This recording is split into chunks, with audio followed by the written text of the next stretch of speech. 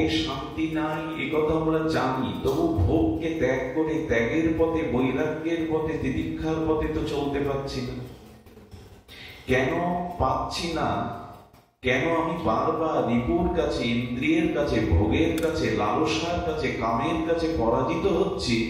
এর মূল কারণ আমাদের বুদ্ধি শুদ্ধ নয়। আচ্ছা, দৃষ্টান্তে এসেছে একজন ভুভুক্ষ মানুষ, সপ্তাহখানি তিনি জলান্ন পাননি। কোন জঙ্গলে তিনি হারিয়ে গিয়ে বুভুক্ষ ক্ষুধার্ত হয়ে ওষ্ঠাগত প্রাণ হয়ে একটু খাদ্যের জন্য চিৎকার করছে। চিৎকার করারও সমাপ্ত নাই, প্রভুকে ডেকে বলছেন, প্রাণ ধারণের জন্য প্রভু কৃপা করে এক মুষ্টি খাদ্য দাও। আচ্ছা, ঘটনাক্রমে তার সামনে যদি স্বর্ণ থালাতে আর উপাদেয় 56 ব্যঞ্জন নিয়ে কেউ উপস্থিত হন, সেই উপস্থিত হওয়ার সাথে সাথে এই বুভুক্ষ ক্ষুধার্ত মানুষটি তার রিপু ইন্দ্রিয় সকল কিছু প্রসন্ন হয়ে তার বুদ্ধি বলছেন ইন্দ্রিয়কে, ইন্দ্র অর্থাৎ হাতকে বলছেন, মনকে বলছেন, তোমার সামনে উপাদেয় আস্বাদ্য 56 ব্যঞ্জন। বুদ্ধি মনকে প্রেরণা দিচ্ছে, মন ইন্দ্রিয় হাতকে প্রেরণা দিচ্ছে যে তুমি মুখে তুলে নাও। এই মুহূর্তে আপনি অন্ন মুষ্টিবদ্ধ করে যখন মুখে তুলতে গেছেন, বলছেন দাঁড়াও, যিনি এসেছেন তিনি বলছেন দাঁড়াও, এটি তো পেতে যাচ্ছ, কিন্তু এতে বিষ মাখানো, এতে বিষক্রিয়া আছে, এটি সেবা করলে এক্ষুনি তুমি বিষক্রিয়ায় মারা যাবে। সঙ্গে সঙ্গে বুদ্ধি নিয়ন্ত্রণ হলো। ক্ষুধায় যদিও দুদিন বেঁচে থাকি, কিন্তু এই খাদ্য খেয়ে মৃত্যু তো অবশ্যম্ভাবী। বুদ্ধি তখন তার মনকে বোঝালো, মন তখন তার হাতরম ইন্দ্রিয়কে ফিরিয়ে আনলো, বিষ আমি খেতে পারি। এই যে মানুষের ত্যাগ, এর জন্য তপস্যা করা লেগেছে। এই যে সে ফিরে আসলো, এই যে সে ত্যাগের পথে আসলো, এর জন্য কোন তপস্যা করা লেগেছে? এখানে শুধু বুদ্ধিযোগটা ক্রিয়া করেছে, যেটি বিষক্রিয়া আছে, এটি আস্বাদন করলে এই মুহূর্ত বৃষ যন্ত্রণায় আমাকে মৃত্যুবরণ করতে হবে। ফিরে আসলো কেন ইন্দ্র? মন ফিরে এলো কিনা? আচ্ছা, বিষ আছে কিনা সন্দেহ থাকতে পারে। বলছেন আপনি কার কাছ থেকে জেনেছেন? আপনি কি বিষ দিয়েছেন? বলে আমি দেয়নি, আমার এক বন্ধু বলল এই খাদ্যের বিষ আছে, বন্ধুর কাছে শুনেছে, তারপরেও কিন্তু তিনি ওই খাদ্য গ্রহণ করবেন না। আমাদের সামনে যে ভোগ আছে, আমাদের সামনে যে ইন্দ্রিয়ের আসক্তি আছে, তাতেও আমরা ফিরতে পারি যদি ভগবত কৃপায়, ভজন মহিমায়, সাধু সঙ্গের কৃপায় বুঝতে পারি ভোগেতে বিষ আছে, যন্ত্রণা আছে, ভোগের পথে যেও না। বুদ্ধি যদি এটা বুঝতে পারে যে ভোগ করলে রোগ এসে দাঁড়াবে, ভোগের দ্বারা পতন হবে, স্খলন হবে, আত্মার অধঃপতন হবে, এই ভোগের দিকে হাত বাড়িও না মন। ইন্দ্রিয় ভোগের পথে, চক্ষু কর্ণ ভোগের পথে যেও না, অবাধিত পতন। যে হি স্পর্শজা ভোগা দুঃখ জনয় এ গতে আদ্যন্ত বন্দ বন্দেও নদেশু রমন্তে বুধা। গীতাকার ভগবান বলছেন ন তেষু রমতে বুধা। যার বুদ্ধি শুদ্ধ, যিনি জ্ঞানী হয়েছেন, তিনি জেনেছেন যে সংস্পর্শ জনিত ভোগে দুঃখ আছে, খাদ্যে বিষ আছে, ওটা গ্রহণ করা যাবে না। ভোগে দুঃখ আছে, পতন আছে। এই জন্য মন ইন্দ্রকে বুদ্ধি নিয়ন্ত্রণ করলো। আমাদের বুদ্ধি শুদ্ধ নয়, আমাদের বুদ্ধিতে স্বচ্ছতা আসেনি যে কোনটা সুখে কোনটা দুঃখে। যেমন গ্রামের কোন সরল ব্যক্তি বিষাক্ত সরস্বী সব সম্পর্কে যার কোনো ধারণা নেই, অনেক বিষাক্ত সর্পের গায়ে চিত্র বিচিত্র অঙ্কিত আলপনা আঁকা থাকে দেখবেন। যে যত বিষধর সাপ তার অঙ্গে দেখবেন বিচিত্র আলপনা আঁকানো থাকে। এখন জলজর অবস্থায় কোন সর্প যদি কুণ্ডলাকৃত, গোলাকৃত হয়ে পড়ে থাকে, সর্প সম্পর্কে অজ্ঞ ব্যক্তি যদি ফুলের মালা মনে করে ওকে গলে পড়ে, পরিণতি কি হয়? বিষ দংশনে জর্জরিত হতে হয়। ঠিক তেমনি সংসারের রূপ যৌবন ভোগ বিলাস পদ মর্যাদা অর্থবিত্তের মধ্যে সুখ খুঁজি, কিন্তু সেই সুখের মালা পড়তে গিয়ে আজ আমরা বড় জড় জড় দুঃখে আক্রান্ত। ভোগে সুখ নাই, ভজনে সুখ আছে। ভগবানে পরমাত্মাতে পরমানন্দ আছে, সংসার জড়বস্তুতে আনন্দ নাই। কিন্তু বুদ্ধি শুদ্ধ হলে তো এই বুদ্ধি আসবে। বুদ্ধি শুদ্ধ না হলে এই বুদ্ধি কখনো আসবে না। এই জন্য মানুষ অনেক লেখাপড়া জানে, মানুষ অনেক সচেতন, আধুনিক বিজ্ঞানে মানুষ অনেক এগিয়ে গেছে, কিন্তু বুদ্ধি শুদ্ধ হয়নি। গোবিন্দ বলছেন বুদ্ধি কবে শুদ্ধ হবে? তেষাং সতত যুক্তনাং ভজতাম প্রীতিপূর্বকম দদামি বুদ্ধি যোগাং তাং উপজান্তি তে। গীতাটা ভালো করে আমাদের একটু চর্চা করতে হয়। আমাদের বিদেশি একজন দার্শনিক বলেছিলেন, যেদিন আমি উপনিষদের সার গীতা অধ্যয়ন করলাম, উনি কি বলছে যে ওপেন হাওয়ার, এই বিখ্যাত পাশ্চাত্য দার্শনিক বলছে, যেদিন আমি গীতা পাঠ করলাম উনি নাচতে ছিলেন, আনন্দে নৃত্য করছিলেন। বলে আপনি আনন্দে নৃত্য করছেন কেন? বলেন গীতা পাঠ করে আজ আমার বুদ্ধিকে আমি স্নান করালাম, বুদ্ধিকে শুদ্ধ করালাম। বুদ্ধি শুদ্ধ একমাত্র ভগবানের এই শাস্ত্র অধ্যয়ন, এই শাস্ত্রের চর্চা ক্রিয়া প্রতিক্রিয়া দ্বারা বুদ্ধি শুদ্ধ হবে। গোবিন্দ বলছেন আমাতে যুক্ত হও, আমাতে ভজন করো, তবেই আমি কৃপা করে তোমাকে এই শুভ বুদ্ধি দান করব। তেষাং সতত যুক্তনাং ভজতাম প্রীতিপূর্বকম দদামি বুদ্ধি যোগাম। বুদ্ধিটা আমি তোমাকে দেব। বুদ্ধি ভগবানের কাছ থেকে নিতে হবে কেন? শ্রীগুরুর কাছ থেকে নিতে হবে কেন? গীতা শাস্ত্রের কাছ থেকে নিতে হবে কেন? জগতে বিদ্যা শিক্ষা খুব বুদ্ধিমান বুদ্ধিজীবী, এদের কাছে বুদ্ধি নেওয়া যাবে না? বলে এই বুদ্ধিতে জগতে প্রভুত্ব করতে পারবে, জগতে ধন সম্পদ বড় পদ মর্যাদা পাবে, কিন্তু আত্মকল্যাণ করতে গেলে শ্রীগুরু কৃপা ভগবান কৃপার বুদ্ধি চায়। এই বুদ্ধিটা ভগবান কৃপাতে আসে। আর এই বুদ্ধি, এই শুদ্ধ বৃত্তি, এগুলি কখন আসে? আসে আমাদের দুটি ক্রিয়ার দ্বারা। দেখুন, অনেক কিছু নিজ চেষ্টা পুরুষার্থের দ্বারা আপনি অর্জন করতে পারেন, কিন্তু সাধু সঙ্গ ভগবানের কথা এটা নিজ প্রয়াসে নিজ চেষ্টায় পাবেন না। ভগবান বিশেষ কৃপা না করলে এ দুটি জিনিস কেউ আজ পর্যন্ত পায়নি। আপনি কর্মের দ্বারা, চেষ্টার দ্বারা, প্রয়াসের দ্বারা, পুরুষার্থের দ্বারা অনেক কিছু লাভ করতে পারেন, কিন্তু সাধু সঙ্গে হরি কথা এটি ভগবানের বিশেষ কৃপা না হলে কেউ লাভ করতে পারেন না। এই দুটি প্রভুর বিশেষ কৃপা হবে তবে আপনি পাবেন। বলেন এরকম বুঝাচ্ছ কেন? আমরা এসেছি, আজকে হাতে সময় ছিল, আকার ভালো ছিল, পথে কোনো বাধা হয়নি, আমরা চলে এসেছি, এতে আবার ভগবানের কৃপা কি আছে? আপনি আসতে পারেন না এখানে, আপনাকে কৃপা করে ভগবান এখানে এনেছেন। একটি পাও অগ্রসর হওয়ার ক্ষমতা কোনো জীবের নাই। এই জন্য আপনি প্রয়াসের দ্বারা, চেষ্টার দ্বারা অনেক কিছু জগতে প্রাপ্ত হতে পারেন, কিন্তু সাধু সঙ্গ হরি কথা এটি ভগবানের বিশেষ অশেষ কৃপা ব্যতীত কারো ভাগ্য হয় না। এটি জানতে হবে তিনি কৃপা করে এনেছেন।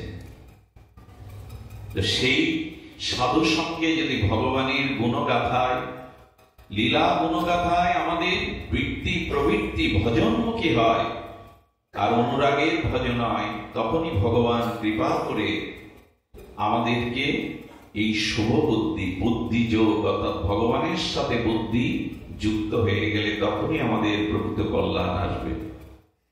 আর তখনই ব্রহ্মভূত প্রসন্ন আত্মা ন শোচতি ন কাঙ্ক্ষতি, তখনই আমাদের জীবনে শোক থাকবে না, জগতে কোনো ভোগের আকাঙ্ক্ষা থাকবে না, প্রসন্ন আত্মা হবে হৃদয়ে।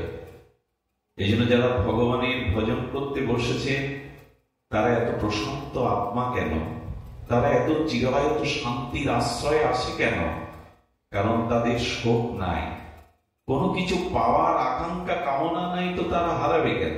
আচ্ছা, ভগবানকে হারাই কেন আমরা? আমাদের বুদ্ধিটা কেন ভোগের দিকে যায়, ভগবানের দিকে যায় না? চারটি কারণ। কোন তত্ত্ব কথা রামচরিত মানুষে মন দিয়ে শুনতে হবে। ভগবানকে পেয়েও আমরা হারাই। আমাদের হৃদয়ে আত্মারূপে ভগবান অবস্থান করলেও আমরা ভগবান থেকে অনেক দূরে। এর কারণ কি? এর কারণ চারটি। দেখুন, সুগ্রীব ছিল সর্বহারা। সুগ্রীব ছিলেন সর্বহারা। তার রাজ্য তার বড় ভ্রাতা বালি কেড়ে নিল। কারণটা অন্য, আমি লীলায় যাব না।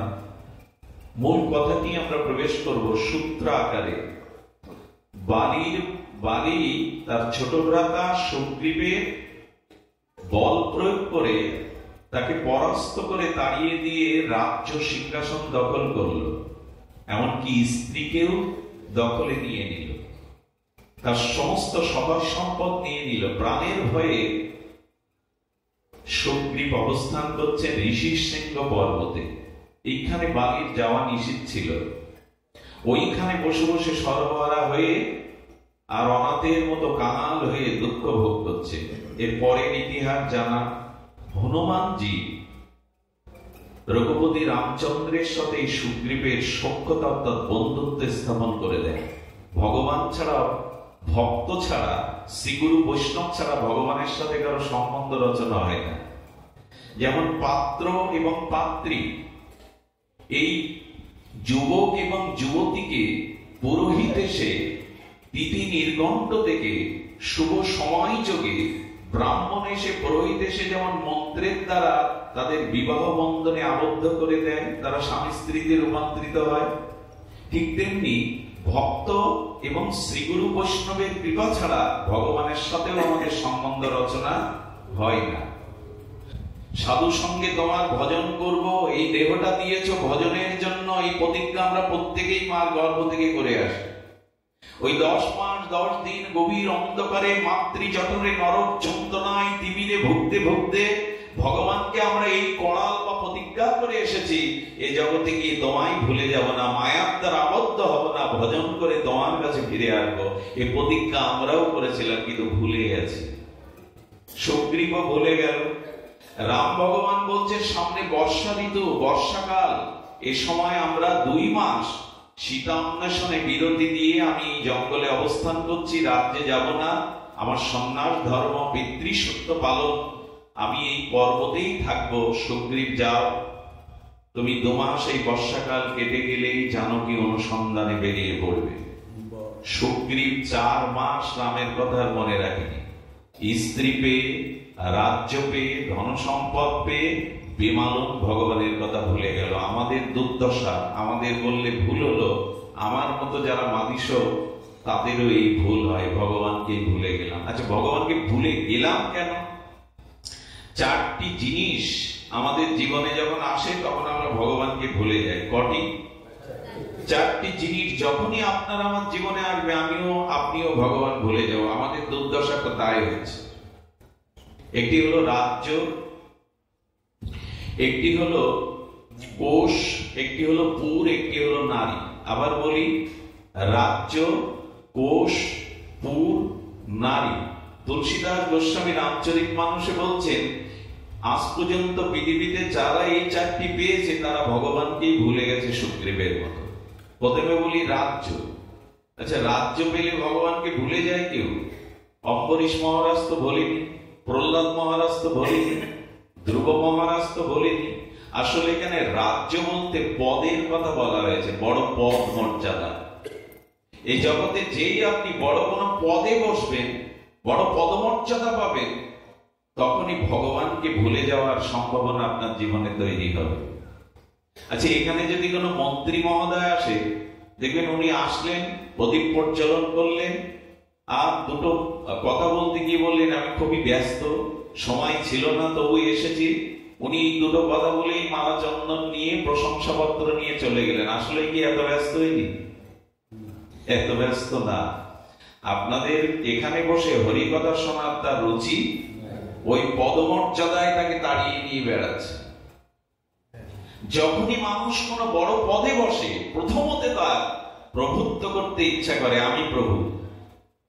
ভগবানকে প্রথমেই এই পদমর্যাদা, রাজ্য মানে পদ, কোন বড় পদ পেয়ে দেখবেন, কোন বড় পদ মর্যাদা পাওয়ার সাথে সাথে সুগ্রীব ভুলে গেল, আমরাও ভুলে যাই। দ্বিতীয় হলো কোষ। কোষ মানে তুলসীদাস বলছেন প্রচুর, কোষ মানে প্রচুর অর্থ সম্পদ যদি কেউ পেয়ে যায়। এর একটি কারণ আছে, ধনমত বলে একটা কথা আছে। মদ খেলে যেমন মানুষ স্বপরিচয় ভুলে গিয়ে মাতলামি করতে থাকে, তেমন ধন আসলে ধনের একটা মতমত্ততা, সেটা ভোগের দিকে স্পৃহা চলে যায়। ধীরে ধীরে ভগবত স্মরণ মানন তার জীবন সময়ও বেড়ে যায়, সময় দিকে হয় তাকে। রামকৃষ্ণ দেবের দক্ষিণেশ্বরে এক ভক্ত যেতেন, ঠাকুর ঠাকুর বলে আবেগে ঠাকুরকে প্রণাম করতেন, হরিকথা শুনতেন, মাসখানি আর আসে না।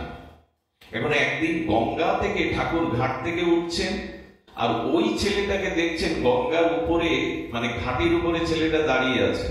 ছেলেটাকে ঠাকুরকে দেখলে দৌড়ে এসে প্রণাম করতো, বিনয় করে কথা বলতো। ওপর থেকে মাঝে হাত দিয়ে বলছে, কি গো ঠাকুর, কেমন আছো? রামকৃষ্ণদেব বললেন, দেখো হঠাৎ কিছু টাকা পয়সা পেয়ে গেছে।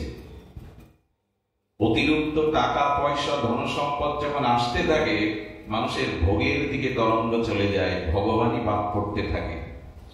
এই জন্য ভক্তদের প্রার্থনা, ততটুকু দিও যতটুকু তোমাকে স্মরণ থাকে প্রভু,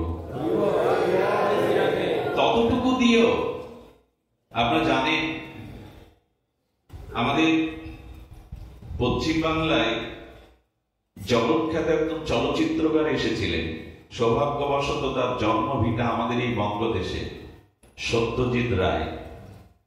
ওনার নায়ক বলে উনি একটি সিনেমা উত্তম কুমারকে দিয়ে তৈরি করেছিলেন। ছোটবেলায় আমি যে কতবার দেখেছি, উত্তম কুমার যখন নায়ক বনে গেলেন, চারিদিকে যশ খ্যাতি অর্থ বাড়ি গাড়ি বাড়তে থাকলো, একটা স্বপ্নের ছিপ দেখিয়েছিলেন উনি। সেই স্বপ্নেতে দেখছে টাকা উড়ে উড়ে পড়ছে উত্তম কুমারের গায়ে, ওই টাকার স্তূপের মধ্যেও ডুবে যাচ্ছে, বাঁচাও বাঁচাও বলে চিৎকার করছে। অতিরিক্ত ধন সম্পত্তি এলে যদি ভগবত ভজন না থাকে, সাধুগুরুর সেবা ভাবনা না থাকে, তবে জানবেন এই অর্থ ভগবান আপনাকে ভুলিয়ে দেবেই দেবে। অর্থ আসুক, অর্থটা যদি ভগবত কর্মে অর্থাৎ ভজন কর্মে, অর্থ আসছে আপনার ভজনও হচ্ছে, পতনের সম্ভাবনা নাই। অর্থ যদি মঙ্গল কাজে, দশের কাজে, কল্যাণের কাজে, সাধু বৈষ্ণব ভগবত সেবার কাজে লাগে, তখন ওই অর্থ পতনের কারণ হয়ে দাঁড়ায় না। রাজ্য, কোষ। দ্বিতীয় হলো পুর। খুব মন দিয়ে শুনতে হবে, আমাদের ভগবান ভুলে যাওয়ার এই চারটেই হলো ভগবানকে ভুলে যাওয়ার মন্ত্র। পুর মানে সংসার, দেহ, গেহ।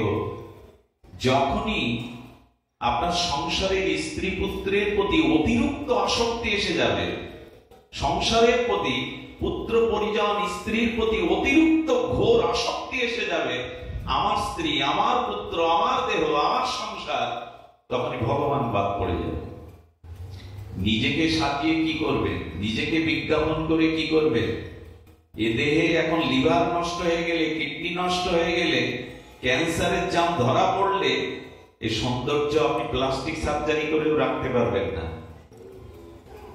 অতিরিক্ত আসক্তি সংসারের প্রতি, এগুলি ভগবানকে ভুলে যাওয়ার প্রধান কারণ। সুগ্রীবের তাই হয়েছিল, স্ত্রী পেয়ে, নাচ গান এগুলি পেয়ে। কোথায় রাম? কোন ভগবানকে আমি কথা দিয়েছি, কোন ভগবান আমার জন্য অপেক্ষা করছে, এ কথা ভুলেই গেল। আমাদের রামায়ণ মহাভারত গল্প গাথা নয়, এগুলো আমাদের জীবন দর্শন। আমরাও ভুলে গেছি। এটি লক্ষ্য করবেন, বারবার যাদের কারণে ভগবানকে ভুলে যাচ্ছি, ভজন ভুলে যাচ্ছি, ত্যাগ বৈরাগ্য তিতিক্ষা ভুলে যাচ্ছি, তারা আমায় ভালোবাসে। বাড়ি আমি ভালোবাসি, বাড়ি আমাকে ভালোবাসতে পারে না। ইট কাঠ জড় বস্তু কারো ভালোবাসার কারণ হয় না। আমি অর্থ ভালোবাসি, কিন্তু অর্থ আমায় ভালোবাসতে পারে না, ওটা জড় পদার্থ।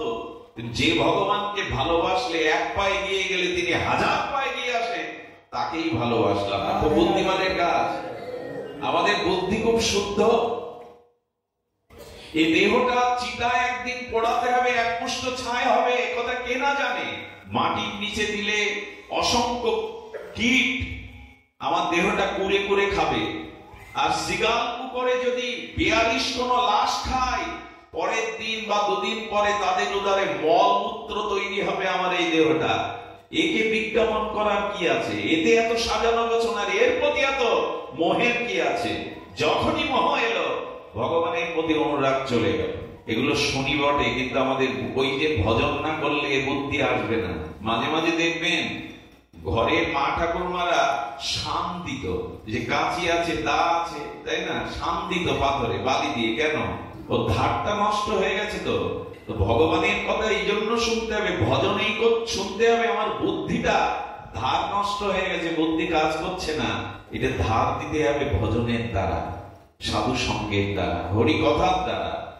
এই জন্য অতিরিক্ত আসক্তি জীবনে পতনের কারণ, ফেসে যেতে হবে। সব থেকে বড় দৃষ্টান্ত বহুবার দিয়েছি, উড়নাব মাকড়সার জাল। মাকড়সা কি করে জানেন?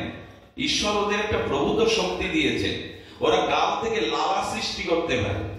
ওই লালা বাইরে শিল্পের মতো জাল বুনতে পারে, আবার ওই জালটা ভেতরে গ্রহণ করতে পারে। ভগবান যেমন সৃষ্টি করে, স্থিতি পালন করে, আবার মহাপ্রলয়ভূত করতে পারে। মাকড়সার মধ্যে লালা আছে, জাল সৃষ্টি করে, আবার এই লালাটা জালটা নিজের ভিতরে গ্রাস করে নিতে পারে। আচ্ছা, মাকড়সার জাল বনে কেন বলুন? ওরা জাল বনে রাজত্ব করবে বলে, সুখে থাকবে বলে। কেমন শিল্পের মতো সুতো দিয়ে জাল করে, ও আপনি আমি পারবো না। নিখুঁত ভাবে জাল বনে, আর ওর মধ্যেও রাজত্ব করতে থাকে, বাচ্চা পাড়ায় সুখেই থাকবো। একদিন কি হয় জানেন? ওই সুখের জালে আটকে ওই মরে যায়। চারিপাশে তাকিয়ে দেখুন, দৃষ্টান্ত পাবেন। ঘরের কোণে তাকিয়ে দেখুন, ওই সুখের রাজ্যে ও শুকিয়ে মারা যায়। আর যাদের সুখের জন্য জাল বনেছিল তারা কি করে জানেন? ওই মাকড়সার মধ্যে যে পদার্থগুলো আছে শরীরের কুড়ে কুড়ে খায়। কোন শুকনো মরা মানে মাকড়সার গায়ে হাত দিয়ে দেখবেন ওর ভেতরে কোনো বস্তু আর বাকি নেই। যাদের জন্য করেছিল তারাই করে করে খায়। এ সংসারে কারা ব্যথা দেয়, কারা দুঃখ দেয়, কারা আমার কাছ থেকে সব কেড়ে নেয়? যাদের জন্য জীবন যৌবন উৎসর্গ করে দিয়েছে। এই জন্য ঠাকুর মশাই বললেন, স্ত্রী পুত্র বান্ধব যত, মরি যায় শত শত, আপনারে হও সাবধান। এমন স্ত্রী পুত্র ঘর পরিবার অনেকবার পেয়েছো, সাবধান হওনি তুমি। এই জন্য অতিরিক্ত পুর অর্থাৎ দেহ কেহ স্ত্রী পুত্র পরিবার আছে আছে, কর্তব্য করতে হয়, টাকা রোজগার চাকরি ব্যবসা করতে হয়, ওদের দায় দায়িত্ব পালন করতে হয়, কিন্তু অতিরিক্ত আসক্তিতে মিশতে যেও না, ফাঁদে পড়ে যাবে। ফাঁদে তো পড়েই গেছে সুধীজন। চতুর্থটা হলো নারী। এখন নারী শব্দের অর্থ কি মায়েরা? তা নয় মা। নারী ভগবানকে ভোলা, এখানে নারী শব্দের অর্থ শুধু মায়েরা মেয়েরা না, খুব ধ্যান দিতে হবে। নারী শব্দটা শুধু মেয়েরা মায়েরা না, এখানে নারী শব্দের অর্থ করেছেন, দেখুন, নারী এই শব্দের অর্থ করেছেন হলো কাম। এখানে নারী বলতে শুধু মেয়েদের মায়েদের বোঝানো হচ্ছে। নারী শব্দের অর্থ হলো কাম। যেখানে কাম সেখানে রাম থাকতে পারে না, যেখানে রাম সেখানে কাম এসে দাঁড়াতে পারে না। দিন রাত একসাথে হয়তো, রাতে কি সূর্য উদয়ের সম্ভাবনা আছে আকাশে? এখন এখানে এখন রাম কথা হচ্ছে, এই জন্য আমাদের কারো মনে এখন কাম স্থান পাচ্ছে না। এই জন্য নারী শব্দের অর্থ হলো কাম। পুরুষ বা নারী হোক, যদি দেহ ভোগের কামের পর্যায়ে কেউ চলে যায় আসক্তিতে, জানবে পৃথিবীর সব থেকে বড় ভগবানকে ভুলিয়ে দেওয়ার এটাই হলো যন্ত্র। আর মানুষটা এখন আমরা ছুটছি। আশ্চর্য হতে হয়। কেউ যদি আমাকে বলে দাদু কেমন আছেন, আমার ভেতরে রাগ হয় যে আমি কি দাদুর মতো এত বুড়ো হয়ে গেছি? আরে ভাই বল, তার মানে এখনো অনেক কামনা আর ইচ্ছা আছে বলেই তো বুড়ত্ব মেনে নিতে চায় না। 70 বছর বয়স হয়েছে, ব্রতের মাস, চুলকালি করতে হবে। আচ্ছা, এর মানে কি বলুন তো? তার মানে ও বোঝাতে চাইছে আমি এখনো শেষ হয়ে, আমার এখনো সামর্থ্য আছে ভোগে। মানুষ যদি কামের পর্যায়ে পড়ে যায়, মানুষের বুদ্ধি কোথায় নেমে যায় দেখুন। খুব দরকার আছে 80 বছরের বৃদ্ধ চুলকালি করা? সুধীজন, বাইরে প্রকাশ করে কি করবেন? গুণ না থাকলে না, চরিত্র বল না থাকলে না, চেহারা দিয়ে কাজ হবে না, বাইরের শোভা দেখিয়ে কাজ হবে না। ভেতরের গুণাবলী চায়, সৎ চরিত্র চায়। মানুষ আপনাকে এমনি প্রণাম করবে, শ্রদ্ধা করবে, হৃদয়ে রাখবে কখন? বাহ্যিক কোনো কিছুর জন্য নয়। এই জন্য এই দুষ্পরিণীয় কাম, যখনই নাম ছেড়ে দেবেন, যখনই ভগবত চিন্তা ছেড়ে দেবেন, এই কাম এসে আপনাকে গ্রাস করবে। আর যখনই কাম আসবে জানবেন এর থেকে অভিশপ্ত বস্তু জগতে নাই। সুধীজন, এই কামের হাত থেকে রক্ষা হওয়ার ভগবানের নাম ছাড়া কোনো উপায় নাই। লক্ষ হীরার মতো, লক্ষ হীরা নাম কেন জানেন? 1 লক্ষ হীরা একত্রিত করলে যে জ্যোতি প্রকাশ হয়, এই লক্ষ হীরা প্রতিটার রূপে এরকম জ্যোতি ছিল। রামচন্দ্র খান পাঠিয়েছিল বেনাপুর জঙ্গলে ঠাকুর হরিদাসকে চরিত্র হনন করে, ওকে কলঙ্কিত করো, এখান থেকে তাড়াও। লোক ওকে সম্মান করে, আমি রাজা, আমাকে সম্মান করে না। লক্ষ হীরার মতো প্রতিটা 3 রাত্রি মাত্র বেনাপোলের এই জঙ্গলে ভজনস্থলীতে এসেছিলেন ঠাকুর হরিদাসের। ঠাকুর নাম করতে করতে বলছেন, বসো, আমার কাজটা শেষ হলে আমি তোমার কথা শুনবো। 2 দিন এভাবে চলে গেছে। 3য় দিন ভাবছে, গোসাই বুঝি আমার এই স্বর্ণ অলঙ্কার, এই রূপের ছটা খুব ভালোবাসছে না, আমি আজ একটু তিলক নিয়ে যাই, অলঙ্কার গুলো খুলে যায়। তিলক নিয়েছেন, গেরুয়া রঙের শাড়ি পরেছেন, আর উনি তুলসী বড় ভালোবাসেন, এসে তুলসীকে প্রণাম করে বসেছে। হরিদাস মনে মনে আনন্দ পাচ্ছেন, প্রভু তোমার নামের কৃপায়, প্রার্থনা কৃপায় ওর অনেকটা সংশোধন হয়ে গেছে, বাকিটুকু করে দাও, বাকিটুকু করে দাও। ভোরের আলো ফোটার সাথে সাথে লক্ষ হীরার চিত্তে কাম চলে গেল, এই সাধুর সর্বনাশা চিন্তা চলে গেল। হরিনামের আনন্দ লহরীতে হৃদয়ে প্রেমানন্দে বলে উঠল, ঠাকুর অনেক নেচেছি, অনেক গেয়েছি, হরিনামে এত আনন্দ পাইনি, তুমি কৃপা করে আমাকে সেই আনন্দ দাও, আমি ওই আনন্দ চাই। কাম চলে গেল, রাতের অন্ধকারে লক্ষ হীরার কাম চলে গেল। নামের মহিমা। এই জন্য ভগবানের ভজন না থাকলে কাম এড়াতে পারবেন না, কাম এসে ঘিরে ধরবে। অতিরিক্ত পদমর্যাদা যদি পান, পেতে পারেন নিজের যোগ্যতায়, যদি বহুবিধ অর্থের মালিক হন, আর যদি সংসারের স্ত্রী পুত্র থাকে, আর যদি এই জগতে তো কাম তৈরি, আমাদের মধ্যে কাম থাকবে, কারণ কামনা থেকেই আমাদের সৃষ্টি, আমাদের জন্ম হয়েছে পিতামাতার কাম থেকে। এই জন্য আমাদের মধ্যে এটা থাকবে, কিন্তু এগুলোকে নিয়ন্ত্রণ করতে গেলে অবশ্যই বুদ্ধি শুদ্ধ করা দরকার। আমি শুরু করেছিলাম বুদ্ধি যোগ দিয়ে, বুদ্ধিটা ভগবানের সাথে জুড়ে দিন, না হলে রক্ষা পাওয়া যাবে না। দদামি বুদ্ধি যোগম, ভগবান বললেন এই বুদ্ধি যোগ, আমার ভজন করো, আমি তোমায় বুদ্ধি দিয়ে দেব। ভগবানই আমাদেরকে এই বুদ্ধি দিয়ে দেবেন। সুগ্রীবের মতো আমরা যেন এই 4টি জিনিসে ভগবানকে ভুলে না যায়। ভগবানকে তো ভুলতে ভুলতে কত জন্ম কাটিয়েছি। দেখুন, আমি ভুলি ভগবানকে, কিন্তু ভগবান আমায় ভুলেন না। আমি কথা দিয়ে এসেছিলাম, ভগবান এখনো প্রতীক্ষা করে আছে, কবে আমি তার হব, কবে আমি তার ভজন করব। ভগবান সেই প্রতীক্ষায় আছে, কবে আমি তার হব। এই জন্য শ্রীমদ ভগবত গীতা আমাদের এই বুদ্ধিযোগী দান করবেন। ব্রহ্মভূত প্রসন্ন আত্মা, আমাদের আত্মাটা তখনই প্রশান্ত আত্মা হবে যখন আমাদের এই কামনা থাকবে না, শোকও দূরে যাবে। শোক, তাপ, কামনা তখনই আসে। দেখুন, আমাদের জীবনে সব থেকে বড় কথা, ভগবানকে কেন স্মরণ নেবেন? শ্রীরাম পন্থ, একটু ভক্ত লীলা শুনুন, অদ্ভুত লীলা। আমি তো ভাবছি এই লীলাকে আর বারবার আনন্দে উদ্দোলিত হচ্ছি। শ্রীরাম পন্থ, ইনি ছিলেন মহারাষ্ট্রের একজন সেনাপতি, এক মুসলিম নবাবের বাদশাহের সেনাপতি। সেনাপতি থাকলে কি হবে? বড় উদার মন ছিল।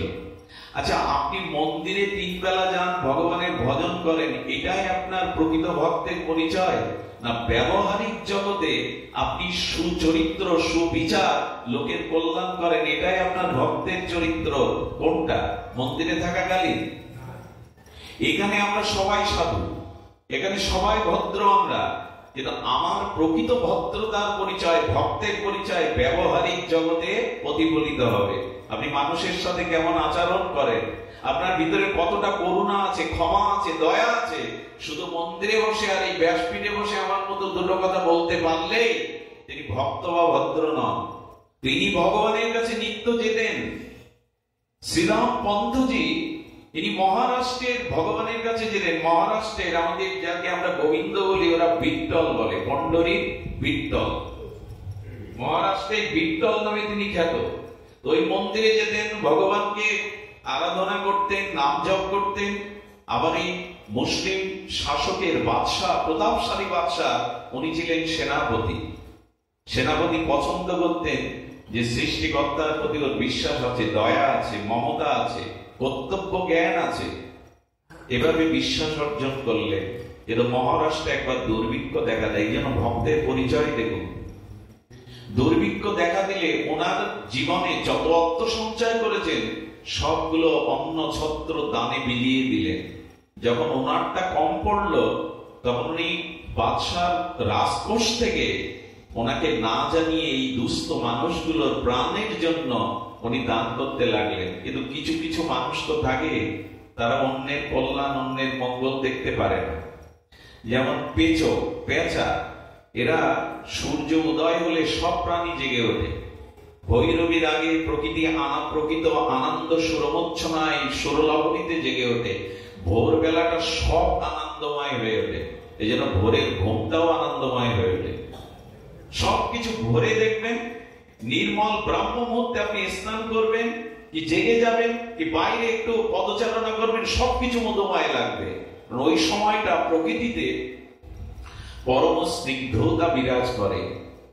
সুধীবৃন্দ, তেমনি পেঁচা যখন সূর্য কিরণ মালা, অংশমালা জগতে প্রকাশ হয়, ও চোখ ঠিকরে যায়। কারণ পেঁচা দিনের আলোতে দেখতে পায় না, রাতের অন্ধকারে ওদের পথ চলা। এই জন্য সূর্যের আলোকে ওরা অভিশাপ দেয়, গালি দেয়, তিরস্কার করে। তো কিছু মানুষ আছে অন্যের কল্যাণ, অন্যের ভালো দেখলেও তারা ওটা সহ্য হতে পারে না। তো হয়েছে, একজন ওনারই মুসলিম বাদশাকে বলে দিলেন, আপনাকে না জানিয়ে রাজকোষ থেকে শ্রীরাম পন্তজি বহু টাকা উনি মেরে নিয়েছেন, তাকে খবর রাখেন। বলেন, উনি মিথ্যা বলেন না, আমি যতটুকু জানি। তো তুমি যদি প্রমাণ দিতে পারো, উনি প্রমাণ করে দেখলেন, হিসাব করে রাজকোষ থেকে অনেক অর্থ উনি নিয়েছেন কি নিজের ভোগের জন্য নয়। অবসর পেলে রাজাকে বলবেন বা পরিশোধ করবেন, এই ছিল তার মনে সুসংকল্প। সম্রাট কয়েকজন সেনাকে পাঠাচ্ছেন, যে অবস্থায় আছে ওনাকে বন্দী করে নিয়ে এসো। আমাকে না জানিয়ে রাজকোষ থেকে অর্থ নেওয়ার অপরাধে শ্রীরাম পন্তকে বন্দী করে নিয়ে এসো। যখন 4 জন সেনা গেছে ওনাকে বন্দী করতে, শৃঙ্খলিত করতে, উনি তখন বিট্টলজির মন্দিরে বসে বিট্টলকে ডাকছিলেন। চোখের জলে বিট্টলকে ডাকছেন, মন্দিরের দুয়ারে বসে বেরো। ওনার স্ত্রী ছিলেন সতী সাধ্বী। একটা কথা বলি, কোন রমণী যদি পতিপ্রাণা হয়, সতী সাধ্বী হয়, তার ভিতরে একটা প্রভূত তেজ কাজ করে। উনি তেজের দ্বারা, ওনার সতীত্বের তেজের দ্বারা উনি এসে বলছেন, খবরদার, এইখানে দাঁড়াতে হবে আপনাদের। উনি ঈশ্বরের উপাসনা করছেন, আরাধনা করছেন। আরাধনা সমাপ্ত না হলে ওনাকে নিয়ে যাওয়া। আচ্ছা, সেনারা ওনার কথা মানবেন, কিন্তু সতীত্বের তেজক্রিয়ায় উনি যেভাবে বললেন কথাটা, সে কথাটা ওরা মানতে বাধ্য হলো। এই জন্য সতী সাধ্বী কুলবতী রমণী যারা, তাদের শব্দের মধ্যে একটা শক্তি সঞ্চার থাকে। যারা ভজন করে তাদের মধ্যেও একটা বাক্যের মধ্যে একটা শক্তি সঞ্চারিত হয়। একে তেজ বলে, আধ্যাত্মিক তেজ। তাদের সামনে অন্যায় কর্ম করতেও অনেক বড় বড় মানুষরা শঙ্কিত হয়, এর সামনে এই কাজ করা যাবে না। ভজনের তো একটা প্রভাব থাকবে, সতীত্বের তো একটা প্রভাব থাকবে। সেই সতীর তেজক্রিয়া বাক্যের দ্বারা ওরা স্থিমিত হয়ে প্রার্থনা করে চোখের জলে যখন শ্রীরাম পন্তজি বেরোলেন, তখন শৃঙ্খলিত করে ওনাকে নিয়ে যাওয়া হচ্ছে। যখন যাচ্ছেন, রাজস্থানের মহারাষ্ট্রের পথেই বিট্টলজির মন্দির দেখেছেন। এই হলো ভক্তির মহিমা। সেনাদেরকে বলছেন, আমাকে 2 মিনিট সময় দাও, আমি আমার বিট্টলজিকে একটু দর্শন করে প্রণাম করে যাই। হাতে আমার শিকল থাকুক, আমি অপরাধী। বিট্টলজির সামনে গিয়ে মনে মনে বলছেন, প্রভু কেউ না জানো, তুমি তো জানো। এই অর্থ আমি আত্মসাতের জন্য ব্যয় করিনি। আমি দিন দুঃখী মানুষের, বুভুক্ষ ক্ষুধার্ত মানুষের জন্য দান করেছি। তবে কাঁদছি কেন জানো? মুক্তি পাওয়ার জন্য না। কাঁদছি কেন জানো? নিজেকে নিরপরাধ প্রমাণের জন্য না। তোমার কাছে নিবেদনে সাজা যদি কিছু দিতে হয়, পেতে হয়, তুমি আমায় দাও। অন্যের সাজা যেন আমাকে পেতে না হয়। যদি সাজা পেতে হয়, তুমি আমায় দাও, আমি বুক পেতে নেব। ভক্ত তো এরকম প্রার্থনা ভগবানের কাছে, চোখের জলে বুক ভিজিয়ে তার পুণ্ডরীকে যখন এভাবে বিট্টলজিকে ডেকেছেন, ভগবানের হৃদয় বিগলিত হয়ে গেছে। একটা কথা বলি, ভগবান সবকিছু সহ্য করতে পারেন, উনি তো ধীর গম্ভীর, কিন্তু ভক্তের চোখের জলটা ভগবানের হৃদয়কে উতাল পাতাল করে দেয়। ভগবান বড় বিগলিত হয়ে যায়। ভক্তের চোখের জলে এমন ক্ষমতা আছে, ভগবানকে বিগলিত করে দেয়, উচ্ছ্বসিত করে দেয়। ভগবান স্থির থাকতে পারেন। ওনাকে মন্দির থেকে বেরিয়ে আসার পরে যখন নিয়ে যাওয়া হচ্ছে, এর মধ্যে কি হয়েছে জানেন? সাক্ষাৎ গোবিন্দ ব্যক্তির রূপ ধরে ওনার বহু আগে পৌঁছে গেছেন এই বাদশার কাছে। বাদশাকে গিয়ে বললেন, আমাকে শ্রীদাম পন্তজি পাঠিয়েছেন, উনি রাজকোষ থেকে যা অর্থ নিয়েছেন পরিশোধের জন্য আপনার কাছে আমার দ্বারা পাঠিয়েছেন, আপনি গ্রহণ করুন, আপনি গ্রহণ করুন। উনি যে পাত্রে ওই এনেছেন, সে পাত্র উজ্জ্বল আলোয় ভরে গেছে, চিকমিক করছে। বলছে, আছে কি ওর মধ্যে? বলে, আপনি নিজে দেখুন। খানজানিকে যিনি এই অর্থ হিসাব রক্ষক, তার কাছে বললে দেখেন। বলে, এই তো সব মোহর। বলে, একটাও আমাদের রাজকোষে নেই এত দামি মোহর। বলে, সবটুকু নিয়ে নিন। রাজা লক্ষ্য করছে, অনেক মানুষ দেখেছি, কিন্তু এমন মানুষের সৌন্দর্য তো চোখে পড়েনি কখনো। কণ্ঠ এত মধুর হতে পারে, চোখ এত পদ্মের কোষের মতো হতে পারে। ওকে দেখে আমার এত আকর্ষণ হচ্ছে কেন? ওকে দেখে কেন আমার এত ভালো লাগছে? বলো, তুমি ওর কি হও? কি হয় জানে? আমি শ্রীমন্তদীর দাস। আমি ভগবানকে ভালোবাসুন, ভগবান আপনাকে দাস, ভগবান আপনার দাস হয়ে তিনি আপনার প্রভু হবেন। দেখুন, এই জগতে আমি যার বাড়ি মজুরি খাটেন না, যার দাসত্ব করেন, সে আপনার উন্নতি চায় বটে, কিন্তু কোন মালিক কি চায়, কোন মহাজন কি চায় দাস আমাকে ছাপিয়ে যায়? কোনদিন চায় না। কিন্তু ভগবান বলছে, যে আমার ভক্ত হয়, আমি তার দাস হয়ে তাকে আমি মাথার মুকুট করি, আমি দাস হয়ে তাকে আমার মাথার মুকুট করি। ভক্ত মেরা মুকুটমণি, মে ভক্ত কা দাসু। ভগবান বললেন, ভক্ত আমার মাথার মুকুটমণি, আমি ভক্তের দাস হয়ে যায়। সম্রাট বাদশাহ তখন বলছেন, তোমার মতো মানুষ আমি তো দেখিনি। সুধীবৃন্দ বললেন, এবার অনুমতি দিন, আমি ফিরে যাই। অনুমতির পরপরই যখন ফিরে গেলেন, সঙ্গে সঙ্গে 4 জন সেনা এই শ্রীপান্তজিকে যখন হাত বেঁধে আনছে, বলে, করেছো কি তোমরা? আরে ওকে হাত বেঁধেছো কেন জানো না তোমরা? ওর দাসকে দিয়ে ও যা পাঠিয়েছে, আমার রাজকোষেও সে সম্পদ নাই। শ্রীদাম পান্তজি বাদশার দিকে তাকিয়ে আছেন, মনে করছে ঠাট্টা করছে। বলে, শ্রীদাম পান্ত, বলো না, তুমি এই দাসটাকে কোথায় পেয়েছো? এমন দাসকে কোথায় পেয়েছো তুমি? বলে, কি বলছেন বাদশাহ, আমার তো কোনো দাস নাই। বলে, একটু আগে এই দেখো, তুমি রাজকোষ থেকে যা নিয়েছো আমি ভুল বুঝেছিলাম। এই যে মানুষের সেবায়, মানুষের কল্যাণে তুমি দান করেছো, ভুল বুঝেছিলাম। তোমার দাসকে দিয়ে পাঠিয়ে তো দিয়ে গেছো। আর দাঁড়ায় জানে, লুটিয়ে পড়লেন, প্রভু তুমি এত করুণাময়, এত দয়া তোমার। ভক্তের সব থেকে বড় পরিচয় কি জানেন? অন্যের প্রতি দয়া, জীবের প্রতি করুণা। এইটা ভগবান বড় বিগলিত হয়ে যায়। সুধীবৃন্দ, মন্দিরে ভগবানকে দেখেন, অথচ মানুষের হৃদয়ে ভগবান আছেন এটা দেখেন না আপনি। এটা আপনার ক্ষুদ্র, এটা আমার ক্ষুদ্র দৃষ্টি। মানুষের হৃদয়ে ভগবান আছেন এটা দেখে কাউকে কাঁদাবেন না, কাউকে আঘাত করবেন না। মানুষকে সম্মানের এই জায়গা মহাপ্রভু দিয়ে গেছেন, জীবকে সম্মান করো। দেখুন, এই বুদ্ধি শুদ্ধ না হলে হয় না। 8 বছর বয়সে ভাগবত শুনতে শুনতে আমাদের মদন থার, বৃন্দাবনে একটি নিকুঞ্জ আছে, কি নাম? মদন থার। এই মদন থারে চলে গেছিলেন 8 বছরের একটা বালক বলা যায়। ভাগবতে শুনেছিলেন বৃন্দাবনে নিকুঞ্জ প্রেম মন্দিরে আজও রাধা মাধবের লীলা হয়। বুদ্ধি শুদ্ধ কেন হয় ভাগবতে গেলে? বিচার শুদ্ধ কেন হয় ভাগবতে গেলে? কারণ ভাগবত এমন একটি দর্শন যা আমাদের বুদ্ধিকে শুদ্ধ করে দেয়, নির্মল করে দেয়, আমাদের বুদ্ধিকে অবগাহন করিয়ে দেয়।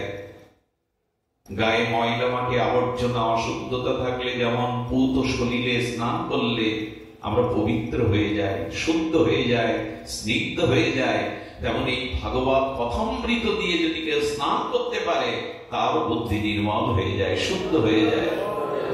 উনি ভাগবত শুনে 8 বছর বয়স থেকে উনি ব্রজে চলে গেছেন। আর ব্রজে গিয়ে তার কাজ কি জানেন? এই মদন ঠোরে প্রিয়া প্রীতমের কুঞ্জে উনি শুধু একটাই মন্ত্র, হে রাধে, হে প্রাণনাথ দেখা দাও।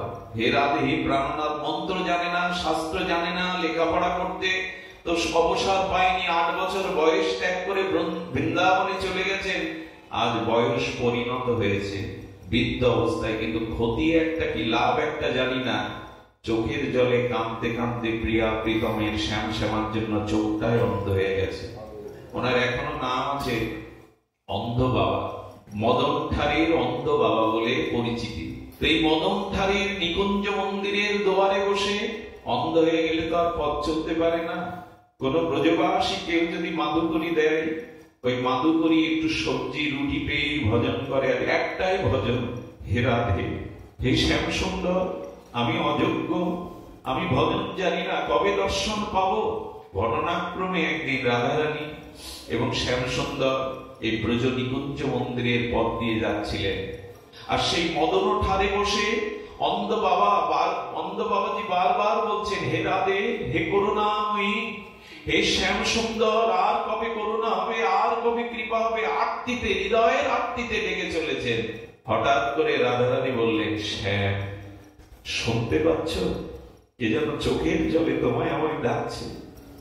গোবিন্দ বলছেন, আমার কানে তো আসেনি, একটা কথা বলি, হা রাধে বলে যদি চোখের জলে হৃদয়ের আরতিতে একবার ডাকতে পারেন, গোবিন্দ না শুনলেও রাধারানীটা শুনবে, রাধারানীটা শুনবে।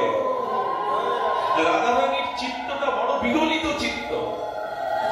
এই জন্য তো গৌরীয় বৈষ্ণব রাধাকুণ্ডবাসী বাবাজিগণ তাদের মুখে হা রাধে মন্ত্র।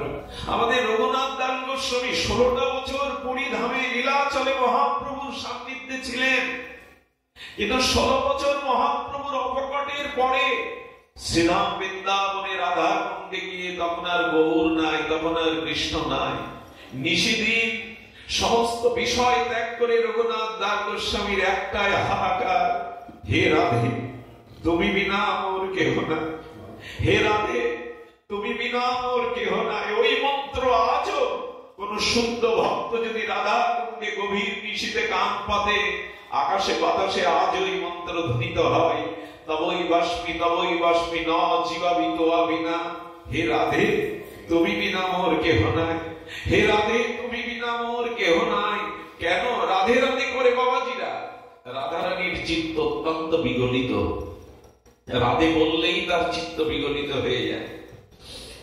রাধারানী বললেন, শ্যাম সুন্দর, দেখছো না অন্ধ বাবাজি মহারাজ আর তোমাকে আমাকে স্মরণ করছে, যাও বাবা কাঁদছে, ওর চোখের জল মুছে একটু আনন্দ দিয়ে এসো।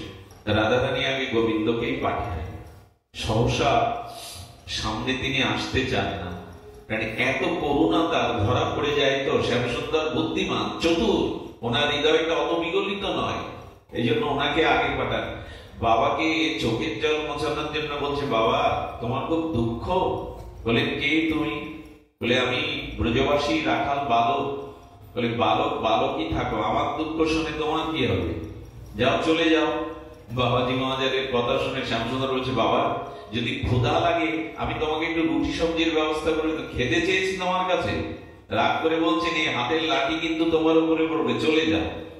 কৃষ্ণ এসে বলছেন, প্রিয়া ওটা তোমার কাজ, আমার না, ওটা তোমার কাজ। আমি তো তার রাধারানী একটু মানিনী হয়ে বললেন, চোখের জল মোছাতে পারো না, কারো দুঃখ ঘোচাতে পারো না? বলেন, এই দেখো আমি বাবাজির দুঃখকে দূর করছি। রাধারানীর কণ্ঠ, রাধারানীর স্নিগ্ধ অঙ্গের বাতাস যদি কারো লাগে আর দুঃখ থাকে গো, সূর্য উঠলে আর আধার থাকে? রাধারানী এসে একবার কেবল ডেকেছে, বাবা বাবা তুমি কাঁদছো কেন? হাসাবার জন্য। বললে, কি বউ হারিয়ে ফেলেছো? বাবাজি এত বিরক্তি, কিন্তু এই মধুর কণ্ঠে এই কথাটা শুনে বলে, লাডলি বাবাজিদের বউ থাকে?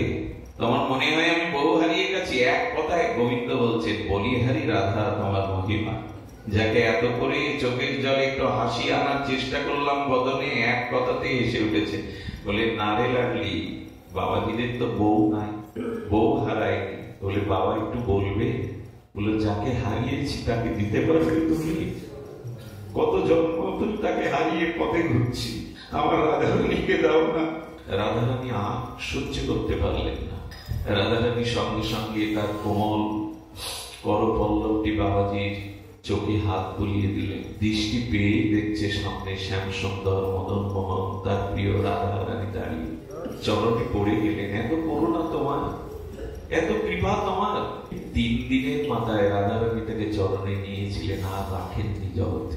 ঘটনাটা এই কারণে বলা, দেখুন বুদ্ধি শুদ্ধ হয়েছে বলেই তিনি 8 বছর বয়সে শাস্ত্র জানে না, লেখাপড়া জানে না, কোন সিদ্ধান্ত জানেন না, কিন্তু চোখের জল আর হৃদয়ের ব্যাকুলতা, এই চোখের জল আর হৃদয়ের ব্যাকুলতায় তাকে ভগবান প্রাপ্তির দ্বার খুলে দিল। আমাদের যদি পাণ্ডিত্য না থাকে, অত শাস্ত্র বুদ্ধি না থাকে, ভজন করুন। এই ভজনের দ্বারাই, প্রীতিময় ভজনের দ্বারাই বুদ্ধি শুদ্ধ হবে। আর বুদ্ধি শুদ্ধ হলে তখন আর কিছু চাইব না আমরা। দেখুন ছোট বাচ্চারা পুতুল তৈরি করে, পুতুল খেলার দিনগুলোতে ফিরে যান। আমরা সবাই পুতুল খেলেছি, ঘর বেঁধেছি, বর বধূ সাজিয়েছি, ওদের নিয়ে খেলেছি। আর এই পুতুল খেলতে খেলতে পুতুল ভেঙে গেলে আমরা কেঁদেছি। আচ্ছা, পুতুল খেলা এই বালক বালিকাদের সরল, তাদের কাছে গিয়ে যদি বলেন এই সোনাটা অনেক উন্নত ধাতু মূল্যবান, এই সোনা নিয়ে মাটির পুতুলগুলো আমায় দাও, দেবে তো?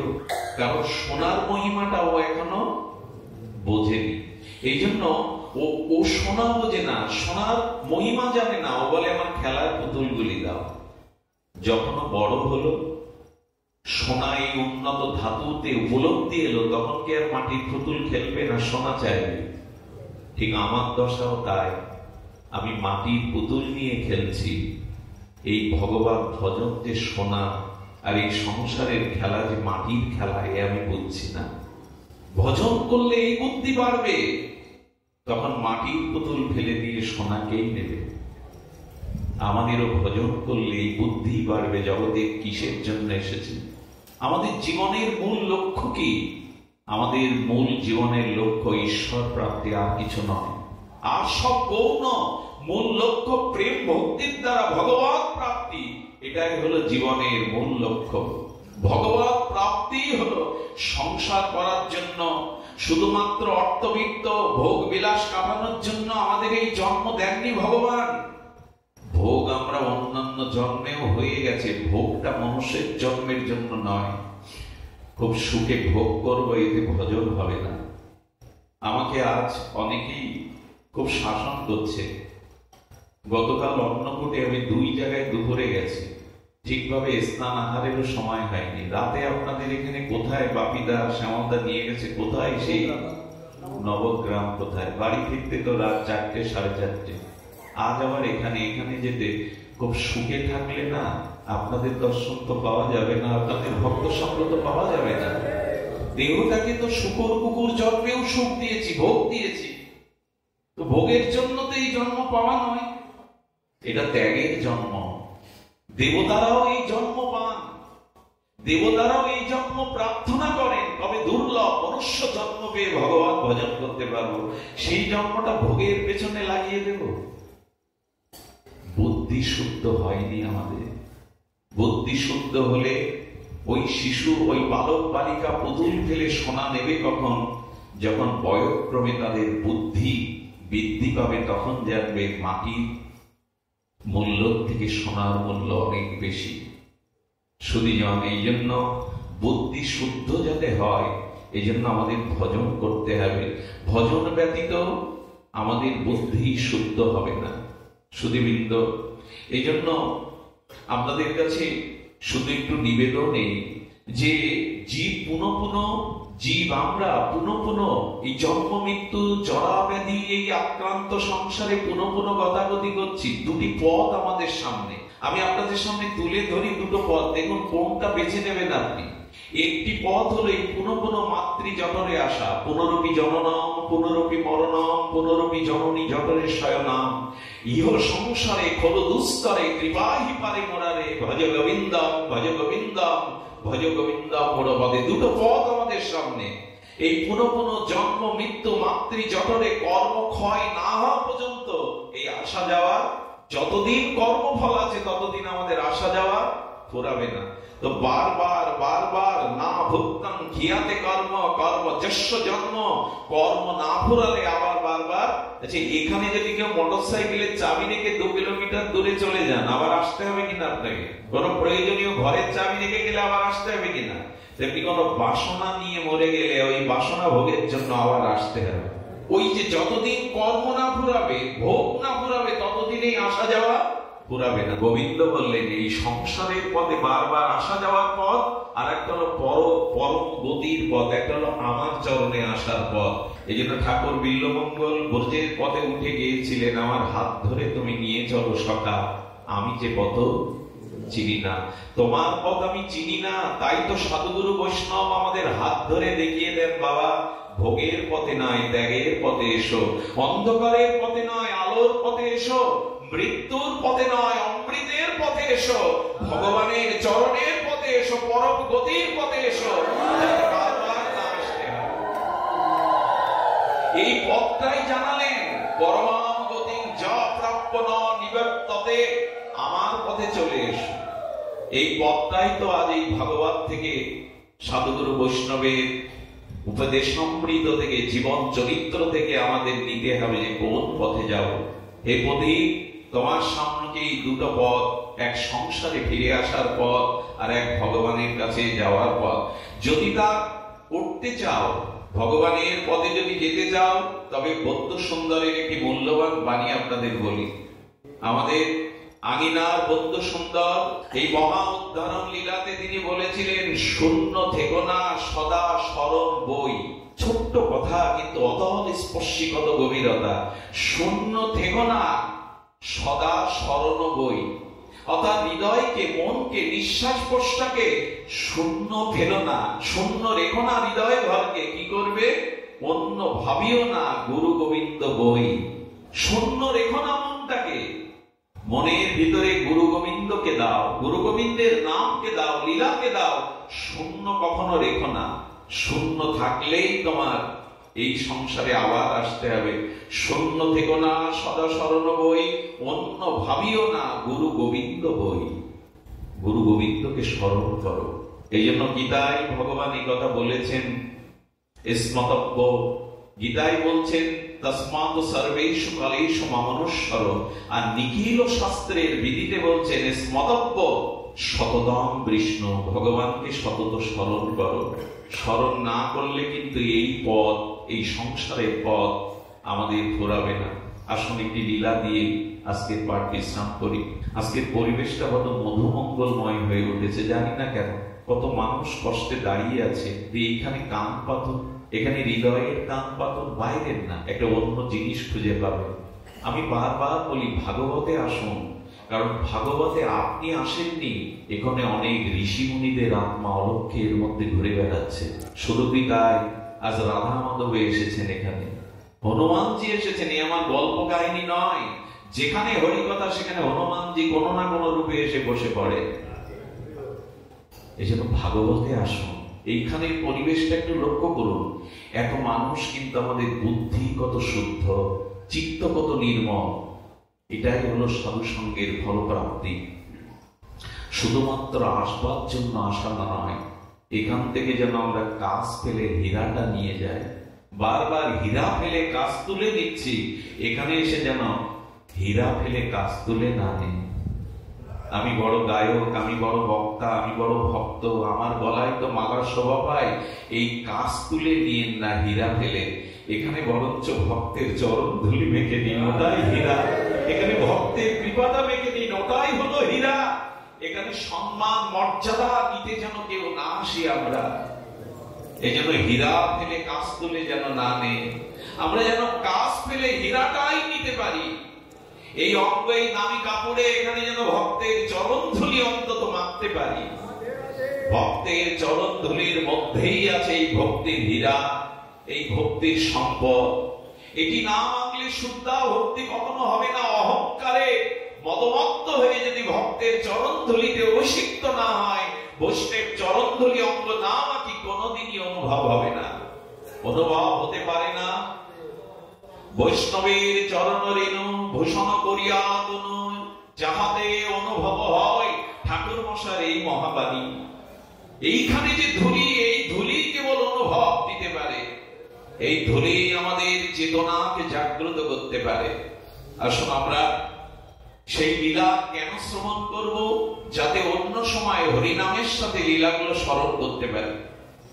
দেখুন, যারা হরিনাম করেন তারা ভাগ্যবান ভাগ্যবতী, কিন্তু আরো ভাগ্যবান হয়ে যাবেন নামের সাথে যদি লীলা স্মরণ করতে পারে। সেই লীলা আপনাদের ছোট একটি লীলা মনে পড়লো, সুধীজন। আপনারা জানেন গজেন্দ্র মক্ষম লীলা, ভাগবতের বিশেষ এই গজেন্দ্র মক্ষম লীলায় এসেছে গজেন্দ্র মানে হস্তি। আচ্ছা, হাতির মাথায় আর কতটুকু বুদ্ধি থাকতে পারে? কিন্তু এই হস্তি জঙ্গলের রাজাধিরাজ, তার স্ত্রী আছে, অর্থাৎ মায়া স্ত্রী রূপ হস্তি। আর সেই মায়া স্ত্রী রূপের উদরে হাতি অনেকগুলো তার পুত্র কন্যা নাতি নাতনি নিয়ে বিরাট সংসার জঙ্গলে। এই জঙ্গলে থাকতে থাকতে গজেন্দ্র অর্থাৎ হস্তি বলছে স্ত্রীকে, পুত্রকে, নাতি নাতনিকে, চলো এই জঙ্গলের মধ্যে স্বচ্ছ সরোবরে পদ্ম ফুটেছে, সেই পদ্ম ফোটা স্বচ্ছ সরোবরে নির্মল জলে আমরা একটু অবগাহন করে আসি। সুধীবৃন্দ, গজেন্দ্র যখন এসেছে, খুব ধ্যান দিয়ে শুনুন, এটি বলেই আমি পাঠ রাখছি। এই লীলাটি বা এই চরিত্রটি আমার বড় প্রিয়, এই জন্য আপনাদের হৃদয়ে অনুরাগ জাগাতে পারে এই লীলা যদি ধ্যান দিয়ে শোনেন। গজেন্দ্র গিয়ে সেই বনের মধ্যে সরোবরের মধ্যে প্রস্ফুটিত নির্মল স্বচ্ছ জলে নেমেছেন। আর হাতি যদি সরোবরে নামে, পদ্মের শোভা থাকে, তো পদ্মের শোভা হাতি জল ঘুলিয়েছে, আর স্নান করতে করতে দেখছে জল ঘোলা, আমার এই ছোট পুত্রটার গায়ে ঘোলা জল দেব। তখন গজেন্দ্র করেছে কি, জল খেলতে খেলতে আরো গভীরে গেছে সরোবরে, ওইখান থেকে সুর দিয়ে স্বচ্ছ জল তুলছে, যাতে পুত্রের গায়ে স্বচ্ছ জলে স্নান করালে। কত মমতা! যেই না গভীর সরোবরে জল তুলতে গেছে, কুমির এসে তার চরণকে আঁকড়ে ধরেছে। আচ্ছা, জলের মধ্যে কুমিরের শক্তি বেশি না হাতির শক্তি বেশি? কুমিরেরই। জলজ প্রাণী, কুমিরের শক্তি বেশি। যখন ধরেছে তখন সুর দিয়ে চিৎকার করে বলছে, আমাকে বাঁচাও।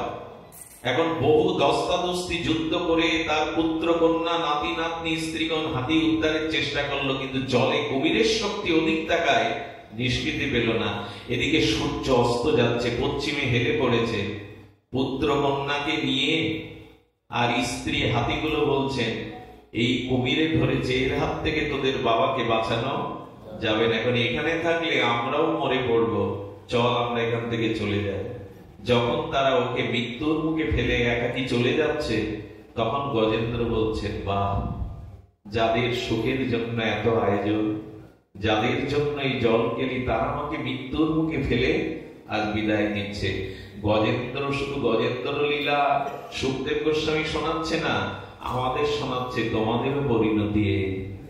যাদের সুখের জন্য সারাটা জীবন ব্যয় করলে, তারা দুরারোগ্য ব্যাধি হলে, মলমূত্র বারান্দায় ত্যাগ করলে, তখন তারা ধীরে ধীরে তোমার মমতা থেকে, তোমার থেকে ধীরে ধীরে তারা দূরে সরে যাবে। এটাই সংসারের নিয়ম। বোঝো না কি? আর কবে বুঝবে যে সংসারে কেউ কারো নয়, আমি স্বার্থ দিতে পারি, সুখ দিতে পারি, তাই তারা আমাকে মনে রাখে। যেদিন ওদের সুখ আর দিতে পারবো না, আমার কারণে ওদের ক্ষতি হবে, সেদিন ধীরে ধীরে আমার থেকে মমতা সবাই তুলে নেবে। হাই রে সংসার! গজেন্দ্র বলছেন, হাই রে সংসার, আজ আমাকে মৃত্যুর মুখে রেখে সবাই চলে গেল, কেউ এলো না। তখনই তার মনে হলো, ও আমি হস্তিকুলে জন্মেছি, তবে জানি যার কেহ নাই তার একজন আছে, যার কেহ নাই তার তো একজন আছে। এই কথা মনে করে উনি সুর দিয়ে ভগবানকে আহ্বান করেছিলেন। 28টি শ্লোক স্তুতি করেছিলেন। ভাবতে অবাক লাগে, ভাগবতে গজেন্দ্র মোক্ষম লীলাতে 28টি শ্লোক স্তুতি করেছেন। কিন্তু 28টি শ্লোকের মধ্যে একবারও ভগবানের নাম নেন। মাধব, গোবিন্দ, মধুসূদন, কৃষ্ণ, শ্রীরাম, একবারও ভগবানের নাম নেননি। কিভাবে ডেকেছে জানেন? ডেকেছেন, আমার হৃদয়ে, সকলের হৃদয়ে তোমার অবস্থিতি, তুমি সৃষ্টিকর্তা, তুমি বিশ্বের হিতকর্তা, হে বিশ্ববিধাতা, এইভাবে ডেকেছেন। একবারও গোবিন্দ, রাম, কৃষ্ণ, মধুসূদন এই নাম নেননি। 28টি শ্লোক করেছেন। সুখদেব গোস্বামী, সুখদেব ভগবান মহারাজ পরীক্ষিতকে যখন গজেন্দ্র মোক্ষম লীলা ভগবতে শোনাচ্ছেন, সুখদেব গোস্বামীর কাছে করজোরে পরীক্ষিত মহারাজ বলছেন, প্রভু ভগবান শ্রী গুরুদেব, একটা কথা আর একটু সংশয় যাচ্ছে, হাতি হয়ে ভগবানকে স্তুতি করছে, ভগবানকে ডাকছে, হাতির এই বুদ্ধি কোথা থেকে এলো? একজন হস্তি, সে ভগবানকে ডাকবে, ভগবানকে আহ্বান করবে, ভজন করবে। সুখদেব গোস্বামী তখন হেসে বললেন, ভজন কেন করছে জানো? অন্য হাতিরা কেন করছে না জানো? ওর পূর্বজন্মের ভজনের সংস্কার আছে। আমি খুব দৃঢ় কণ্ঠে বলতে পারি, যারা এই ভাগবত দিচ্ছে আর যারা ভাগবত শুনতে এসছেন, আপনাদের এক জন্মের সংস্কার না, অনেক জন্মের আসা যাওয়ার সংস্কার আছে সাধু সঙ্গ, তাই এসেছেন আপনারা। এক জন্মের সৌভাগ্য সংস্কার এটা হয় না। এই পাড়া প্রতিবেশী কালকে অনেকেই দেখবে এই লোকগুলো করে নাকি, কেউ কেউ এরকম মুক্তি করে, এই লোকগুলো করে কি? আরে ওখানে বসে বসে কি করে ওরা? কাজ নেই, খেয়ে দে। ও কেন বলে জানেন? ও কেন এখানে আসেনি জানেন? ও কেন টিভিতে ক্রিকেট দেখছে জানেন? ও কেন বন্ধুদের সাথে আড্ডা দিচ্ছে কেন জানেন? ভগবানের ভজন করবার জন্য, সাধু সঙ্গের জন্য অনন্ত জন্মের সংস্কার লাগে। এক জন্মের সংস্কার এটা। যারা আসেন মনে করবেন না এমনি এসেছেন, আপনাদের পূর্ব জন্মের স্বীকৃতি আছে। বহুনাম জন্ম নামন্তে জ্ঞানবানাং প্রবর্ততে বাসুদেব সর্বমিতি সমহাত্মা সুদুর্লভ। এক জন্মের স্বীকৃতি থেকে আমার ভজন পথে আসতে পারে না অর্জুন, বহু জন্মের স্বীকৃতিতে তবে আসে। তবে অনেকেই আসে বটে, কিন্তু এখানে ভাগবত নিতে পারে না, কারণ ঘুমিয়ে পড়ে। তার ভজনের সংস্কারটা গভীর নয়। ব্যাকুলতা থাকতে হবে তো, তৃষ্ণা থাকতে হবে তো। অনেকে চোখের দিকে তাকিয়ে বড় মমতা হয়, কষ্ট হয়, কেন ঘুমাচ্ছে এই মানুষটা? ঘুম তো একদিন ঘুমাবে, ওই ঘুম আর তার কোনদিন। একদিন ঘুমাবেন, ওই ঘুম ডেকে কেউ ভাঙাতে পারবে না। ওই দিন নিশ্চিন্তে ঘুমান। আজ ঘুমানোর সময় না, আজ হরিকথা ভজনের সময়, শ্রবণ কীর্তনের সময়। ঘুম তো একদিন আসবে, সেদিন আর পাশ ফিরে শুতে পারবেন না। ওই ঘুম আর কেউ ভাঙাতে পারবে না। হরিকথাতে যদি রুচি না হয়, অলসতা আসে, ঘুম আসে, জানবেন ভজনের সাথে সাথে কিছু অপরাধ এসে হৃদয়ে বাসা বেঁধেছে। এই জন্য হরিকথাতে রুচি হয় না। খুব সতর্ক থাকতে এই জায়গাটায়। বারবার ঘড়ি দেখতে নেই, বারবার ব্যাকুলতা হতে নেই, কারণ দেহ এখানে, মন চলে গেছে ঘড়ির দিকে। ভজন করছেন না আপনি, সাধু সঙ্গে আসেননি আপনি। এইখানে অন্তত ঘড়িটা, আচ্ছা এইখানে তো ঘড়ি দেখি আমরা, মোবাইলেও দেখি, জীবন ঘড়িতে দেখেছেন আর কত সময় বাকি আছে? বারবার এই ঘড়ি সারা জীবন দেখলেন, জীবন ঘড়ি তো দেখলেন না আগামীকালের সূর্য আমার জন্য উঠবে কিনা। তখন বলছেন পরীক্ষিত মহারাজ, শুনুন হে রাজর্ষি, হে রাজন শুনুন, উনি এখন হাতি হতে পারেন, কিন্তু পূর্বজন্মে উনি হাতি ছিলেন না। ইনি ছিলেন রাজা ইন্দ্রদুম্ন। ইনি বসে বসে ভজন করছিলেন। খুব ধ্যান দিয়ে শুনতে হবে কথাটি, আমি বেশি সময় নেওয়ার আমার অধিকার নেই। তো গত জন্মে উনি রাজা ইন্দ্রদুম্ন, রাজা হয়েও ভগবানের ভজন করছে, ধ্যান করছে। ওনার গুরুদেব অগস্ত্য ঋষি এসেছিল। ওনার গুরুদেবের নাম অগস্ত্য ঋষি। অগস্ত্য ঋষি যখন এসেছেন, উনি গুরুদেবকে দেখে দর্শন করে উঠে দাঁড়াননি, সম্মান মনে মনে করেছেন। এই দেখুন একটা জিনিস, আপনি ভজন অল্প করুন, কম করুন, কিন্তু মনোহর চরণে, ভক্ত চরণে, গুরু চরণে কোনো অপরাধ করবেন না। ভজন অল্প করলেও পার পাবেন, কিন্তু মহৎ চরণে অপরাধ করলে পার পাবেন না। এই জন্য শাস্ত্রে বলছে বৈষ্ণব দেখলে আনন্দে হাসতে হয়। আজ বৈষ্ণব দেখা হয়ে গেল, এ না করলে অপরাধ হবে। ভক্ত দেখলে, গুরুদেব দেখলে উঠে দাঁড়াতে হয়। আমরা রাধাকুণ্ডে দেখেছি, যখনই পাঠক আসেন, আচার্য আসেন, সবাই উঠে দাঁড়ায়, অভিনন্দন করে। এগুলো রীতি, না হলে বৈষ্ণব অপরাধ হয়। ভক্ত দর্শন, বৈষ্ণব দর্শনে যদি হৃদয়ে আনন্দ না হয়, জানবেন অপরাধ হয়ে গেল। ভক্তকে দর্শন করে, গুরুকে, মহাত্মাকে দর্শন করে উঠে দাঁড়াতে হয়। আমাদের এমনও হয় জানেন, অনেক ভক্ত যেতে যেতে গিয়ে মুখে হয়তো কিছু বলে না, কিন্তু চোখ আর অঙ্গভঙ্গিমায় দেখিয়ে দেয় আমি তোমাকে পছন্দ করি না, ঘৃণা করি। এই জন্য কোন সাধু বৈষ্ণব থেকে অঙ্গভঙ্গিমা ও বিরক্তি প্রকাশ করবেন না।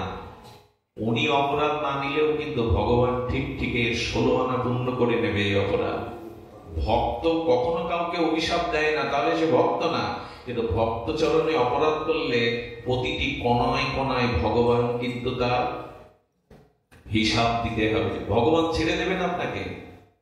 আর এই উজ্জয়িনীতে আজকাল তো অনেকেই আছে ভগবানের প্রচার, দেবদেবী প্রচার বন্ধ করে নিজের প্রচার শুরু করে। অনেকেই আমার মতো অধভাগা আছে।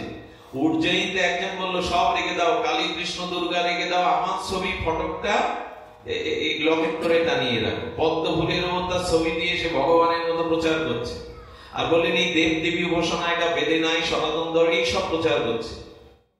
করতে করতে একদিন ভক্তরা গিয়ে বলছেন, এক শিবলিঙ্গের ওখানে জল ঢালে, বললো তোমাদের নিষেধ করেছি না, এ পাথর কি করতে পারে, কি বলবো আপনাদের। ও সবার কাছে বাহাদুরি দেখাতে গিয়ে শিবলিঙ্গে প্রস্রাব করে দিল, লঘু সংখ্যা করে দিল, বললো করুক তো, পাথর আমাকে কি করবে, করুক। ওদের এই প্রচার করতে গিয়ে যখন এই করে বসলো, 3 দিনের মাথায় গলিত কুষ্ঠ দেখা দিল, ছিদ্র হয়ে গেল প্রতিটি অঙ্গ, আত্মহত্যা করতে বাধ্য হলো। এই জন্য মহৎ অবজ্ঞা কখনো করবেন না। কোন শুদ্ধ ভগবানের প্রিয় ভক্তকে সে অন্যায় করলে, সে দোষ করলে সে ভুগবে। আপনি সমালোচনা করে দোষের ভাগী হতে যাবেন না। কি হবে, আপনি তার সংশোধন করতে পারবেন? গুরুদেব পারে, আচার্য পারে কারো দোষ ধরিয়ে দিতে, আপনি না। আমাদের কথা ওরা নেবে না। এই জন্য মহাত্মাকে দেখলে, গুরুদেবকে দেখলে, অগস্ত্য ঋষিকে, গুরুদেবকে দেখে রাজা ইন্দ্রদম্ন বসে রইলেন। বললে বাহ, গুরুকে দেখে উঠে দাঁড়ালি না, সম্মান দেখালি না, তবে যা হাতির মতো যেমন বসে থাকলে হাতি হয়। এই হাতি হয়ে এলো গজেন্দ্র। এই জন্য মহৎকে শ্রদ্ধা করবেন। শ্রদ্ধার এখন কি, বৃন্দাবনে বড় বড় সাধুর পাশে গেলেও বাবা একটু দাঁড়ান তো, আপনার পাশে সেলফি তুলি। সাধুর ঘাড়ে হাত দিয়ে সেলফি তোলার যোগ্যতা আমার আছে? ভগবানের বিগ্রহকে পেছনে রেখে আমি সামনে রেখে সেলফি তুলি, এগুলো একরকম অন্যায়, এগুলো একরকম অপরাধ। সাধুর চরণে বসে তুলুন, আপত্তি নেই। কাঁধে কাঁধ দিয়ে তোলার মতো ভজন আপনি করেননি। বিগ্রহ পেছনে আপনি সামনে সেলফি তুলছেন। আমি মাঝে নেটে দেখলাম একজন মা ছবি তুলেছে দুর্গা মায়ের সামনে, তার দেহটাকে দিয়ে পুরো দুর্গাকে ঢেকে দিয়েছে মুখ চোখ। এইসব করতে যাবেন না, এসব বাহাদুরি ভালো নয়। ভগবানকে পেছনে রেখে সামনে দাঁড়িয়ে সেলফি তোলা, এটা ঠিক নয়। এই জন্য এগুলো সতর্ক হন। সাধু দেখলেই মনে হয় না যেন আমি কাঁধে কাঁধ দিয়ে পাশে বসে ছবি তুলি। মর্যাদা দিতে হবে, যার যেটুকু ভজন করে তাকে ততটুকু মর্যাদা দিতে হবে। আর এই হরিদাস ঠাকুর সারাটা জীবন পুরীতে থাকলেন, জগন্নাথ মন্দিরে জগন্নাথ দেখতে যাননি। আমি পামর, আমি স্খলিত, জগন্নাথ দেখার যোগ্যতা আমার নাই। দূর থেকে, আড়াল থেকে জগন্নাথের চক্র দেখতেন উপরে। নিজেকে কতটা হীন জ্ঞান করতেন, কতটা মর্যাদা দিতেন। আমি জগৎকুলে বড় হয়েছি, এই জন্য জগন্নাথ দর্শনের অধিকার আমার। কত বড় মর্যাদা দিতেন এরা। রূপ সনাতন কখনো মহাপ্রভুর সামনে দাঁড়াতেন না। এই মর্যাদা হয় সাধুর ভূষণ। মর্যাদা যার নেই সে ভক্ত না, সে সাধু না, সে ভজন পথেই আসেনি। যে শ্রেষ্ঠকে বড়কে মর্যাদা না দেয়। মর্যাদায় নারীর যেমন, সধবা নারীর যেমন শাখা সিঁদুর তার ভূষণ, ভক্তের ভূষণ হলো অন্যকে মর্যাদা দেওয়া, শ্রেষ্ঠকে মর্যাদা দেওয়া। সুধীজন, যার যেটুকু মর্যাদা সেটুকু রক্ষণ করবেন, নাহলে এই গজহস্তি হয়ে আজ আসতে হলো রাজা ইন্দ্রদুম্নকে। এই জন্য বললেন সংস্কার না থাকলে কেউ ভজন করে না। সুর তুলে 28টি শ্লোকে স্তুতি করেছে, হে পরমাত্মা, আমার হৃদয়ে সবার হৃদয়ে তোমার অবস্থিতি, তুমি সর্বভূতে আছো, তুমি অনুপরমাণুতে আছো, এইভাবে স্তুতি করেছেন। যে স্তুতি করছেন সঙ্গে সঙ্গে, আচ্ছা এত স্তুতি করছেন, দেবতারা শুনতে পায়নি? ব্রহ্মা শুনতে পেয়েছিল, দেবতারা ওরা এগিয়ে আসেনি কেন? ব্রহ্মা কি বললো জানেন? ও তো আমায় ডাকছে না, ওর যা স্তুতি তাতে মনে হয় পরমাত্মা ভগবানকেই ডাকছে, আমাকে ডাকে। দেবতারা মনে করছে আমাকে না ডাকলে আমিও যাব কেন? এই ভগবান আর অন্যদের মধ্যে এই পার্থক্য। ওই ভগবানের তো নাম নেয়নি। বৈকুণ্ঠ থেকে শ্রীমান নারায়ণ গরুরের পিঠে উঠে দ্রুত আসছে, গরুরের পাটনাতে সম্বেদীয় মন্ত্র গীত হয়, সেই গরুরের পিঠে উঠছে আর কুমিরটা ততদিক টেনে নিয়েছে, আর একটু অল্প জল বাকি আছে, কুমিরটাকে জলের মধ্যে নেবে। ভগবান তখন দেখছেন আমি যদি গরুরের পিঠে যেতে যাই, আচ্ছা বিমানে এলে ল্যান্ড করার পর একটু দেরি লাগে না নামতে? গোবিন্দ চিন্তা করেছেন আমার ভক্ত তো এত দেরি করলে এতক্ষণ জলের মধ্যে কুমির নিয়ে যাবে, তাই গরুরকে ছেড়ে দিয়ে ভগবান লাভ দিয়েছে। ধন্য ভগবানের কৃপা, ধন্যবাদ করুণা। গরুরকে ছেড়ে দিয়ে উনি লাভ দিয়েছেন যে নামতে গেলে গরুরের পিছন দেশ থেকে দেরি হয়ে যাবে।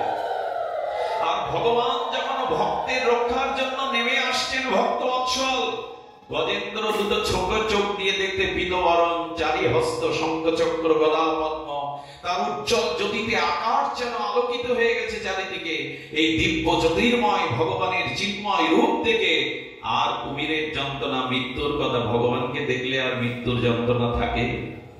যেই দেখেছেন বললেন ভগবান তুমি কমল বড় ভালোবাসে, এই জন্য পদ্ম ফুল ভগবানকে দিতে হয়। পদ্ম ভগবানের খুব প্রিয়, তুলসী বাগান আর পদ্ম বাগানেই ভগবান বেশি থাকেন।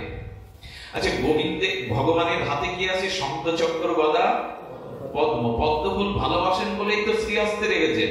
ভগবানের চরণের বর্ণনা দিতে গিয়ে কি বলেন? চরণ কমল পদ্ম।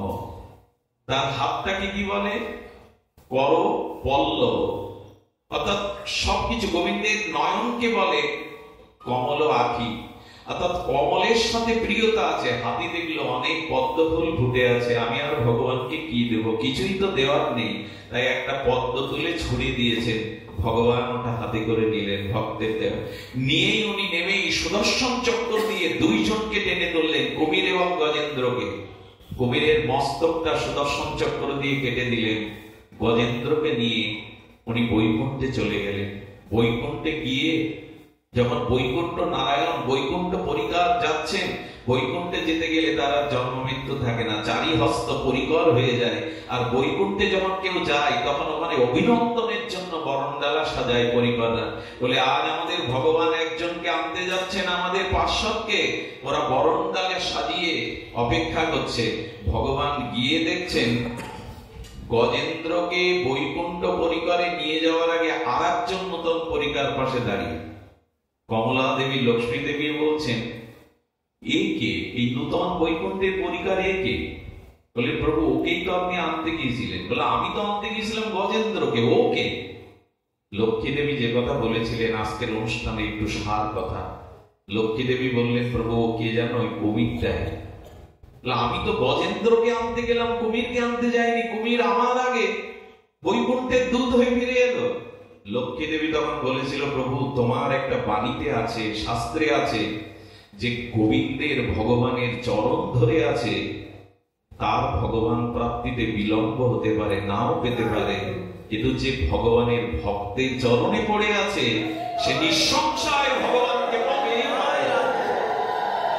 এই দেখুন শাস্ত্রের কত বড় মর্ম কথা, যে ভগবানের চরণ ধরে আছে তার বিলম্ব হতে পারে ভগবান পেতে, বা নাও পেতে পারে কোনো কারণে, কিন্তু যে ভক্তের চরণে পড়ে আছে চরণ ধরে, গুরুচরণে, সে অবশ্যই আগে ভগবানকে পাবে। প্রভু তোমার ভক্তের গজেন্দ্রের চরণ ধরেই তো ছিল, এই জন্য তোমার আগে আগে ওই বৈকুণ্ঠে পরিকর হয়ে চলে এসেছে। এই জন্য যারা ভক্ত চরণে শ্রদ্ধা ভক্তিতে পড়ে আছে তারা একদিন না একদিন ভগবানকে পাবেই পাবে। সুধীবৃন্দ, আমি এই বাড়িতে আমার জীবনের প্রথম এই অঞ্চলে পাঠে আসি। আমার স্মরণ নেই সালটা। এই ছেলেটাই কালী পূজা দিয়ে, শান্ত যার নাম, এই বাড়িতে শান্ত বলে আমি ওকে ডাকি। ওর প্রতি আমার শ্রদ্ধা এই কারণে, ও একসময় কালী পূজা দিয়ে গান বাজনাও দিত, ফাংশন ইত্যাদি দিত। আমার কোনো একটা অডিও পার্টও শুনে অনেক আগে, মনুষ্যত্বের উপরে শুনে সিদ্ধান্ত নেয় আর ওগুলি করবো না, পারলে ভগবান দেব। কেন জানি না, ও আমাকে 2 বছর লেগেছিল পেছনে। আমার যোগ্যতা নেই, আমি অধম, লেখাপড়াও জানি না, শাস্ত্র জ্ঞান নেই, আসতে চাইনি। জোর করে, তখন এই পথটা খুব খোঁড়া পথ ছিল, রাস্তাঘাটের অবস্থা তখন খুবই ভালো ছিল না, খুবই দুর্গম ছিল। আমি চলে এসে পাঠের পরে, জানি না ওই ছেলেটা সেখান থেকেই সংকল্প নিল। শান্তর কথা এই কারণে বলছি, এই ছেলেটার মাতৃভক্তি দেখে আমি বিস্ময় প্রকাশ করি। জানেন, একটু মায়ের কোনো ব্যথা হলেই ও চলে যায় তামিলনাড়ুতে। ওর সামর্থ্য যে খুব বেশি আপনারা জানেন তা নয়, কিন্তু এত মাতৃভক্তি এবং এই ভাগবতের জন্য তার প্রাণ বড় ব্যাকুল। আমি যতটুকু জানি, পরিবারে তার বড় ভাইদের, অন্যদেরও সে সম্মান করে।